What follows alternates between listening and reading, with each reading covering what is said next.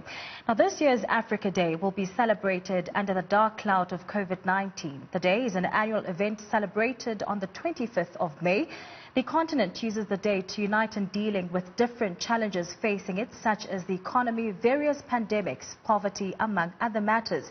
Now, to discuss this day and how the African continent should use it to deal with its challenges, joining me now via Skype is Mkhulu Nsingiza, who is from the Zinzi Mandela Foundation.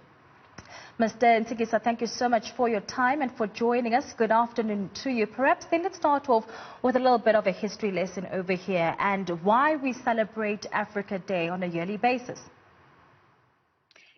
We celebrate, Africa Day on a yearly basis because of an attempt of African leaders to try and unify the continent. That was the initial vision why we celebrate, Africa Day, so that we celebrate that unity. But it has proven very elusive, even, right from the start. Because, when, Kwame Nkrumah proposed it, he was met with oppositions, from people like Nyerere, who believed that it must be a very, very steady approach instead of, just African leaders, giving up their individual power for the collective, for the good of the collective.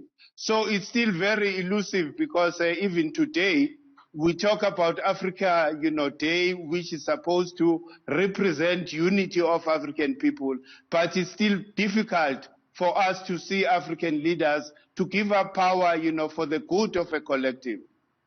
We're observing this day this year under really certain different circumstances which the entire world has really never dealt with in the times of the COVID-19 pandemic, and perhaps some people may say that it's really exposing some of the greater challenges that African continent is dealt with, issues such as the economy, such as joblessness and poverty and poor healthcare systems across the African continent.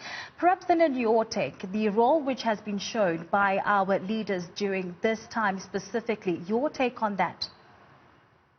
Well, it's a very positive role in terms of dealing with coronavirus, but, this situation has actually amplified the poverty and the suffering of African people in their continent, especially when Africa is so rich.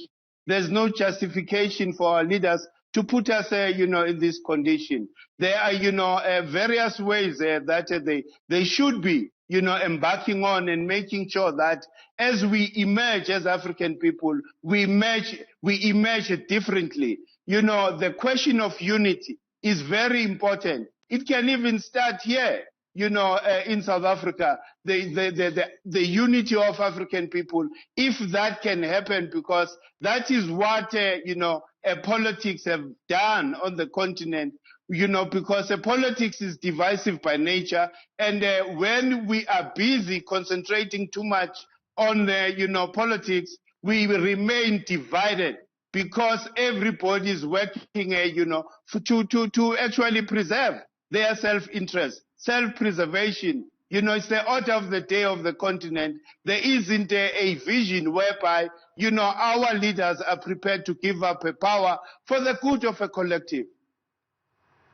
Well, the African continent, unfortunately, remains marred by issues such as lack of unity and really poor leadership from their leaders at the current moment. Perhaps then, let's speak a little bit more about that and the use of bodies such as the African Union, which are put in place to sort of help these leaders come together, tackle issues such as these, including poverty, unemployment, and thereof. Your take on that? Are we really using these bodies to their optimum? No, I don't think we're really, using these bodies for the optimum. I think, the crucial problem that we are faced with as ordinary citizens of the continent is that, our leaders in the main are still perpetuating, the Western philosophy over African philosophy. I'll make an example. Africa had a calendar, that united Africans before colonizers came here. But, our leaders chose to actually continue, go or follow the Western-based, calendar. So You know, these are the fundamental building blocks when we are building a nation. And you can never build a nation that is ignorant of its, past. So that is our problem in terms of orientation and the philosophy that our leaders are actually promoting. Now, the African continent is one that is extremely rich in culture, is extremely rich in art. And perhaps in your view, when it comes to using that as a strength to unite, are we really, as Africans, using that as an advantage on our side to sort of help us unite even more, come to the table to discuss these pertinent issues even more, and indeed, at the end, take action? Yes, look, our leaders, I don't think, they see value, in African culture. Because you remember that African culture has been demonized for quite some time. So a lot of people are, they talk about it, but they don't live it. Look at the Chinese, when you go to China, you see people living their culture. Go to Israel, you see people living their culture. But Africans, especially our leaders, somehow, there is a gesture that is not positive towards our own culture. And that should be the culture of choice on the continent. So I think we are failing there, like with the example I've made. A calendar, the African calendar that is based on the southern hemisphere, it affects everybody on the continent from Egypt to South Africa. So why such a, instrument? Because it's an effective instrument to really unite, our people on the continent. Look at what happens in China when it's their New Year. It doesn't matter where a Chinese is. It can be in Japan, America, but on that day, they're celebrating their New Year. So this is where our leaders are failing us, because they're not giving us the foundation that we're supposed to have as African people.